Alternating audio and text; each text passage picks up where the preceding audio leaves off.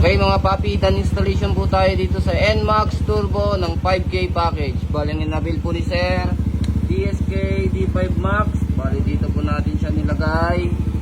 Gumamit po tayo dyan ng alloy LED bracket. So ang low beam po nito, low beam white, high beam yellow. Ang ginamit naman po nating switch, Domino 3-way switch. Kaya sa busina ni Sir, ang ginamit po natin, Pia horn.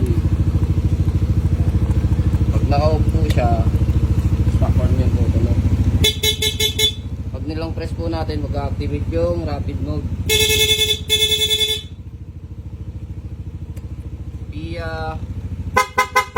May kasama din po itong combo lights. Long press.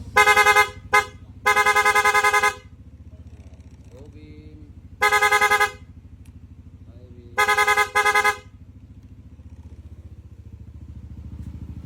Sa mga gusto mag-avail ng gantong package, pumunta lang po dito sa Escuturistas,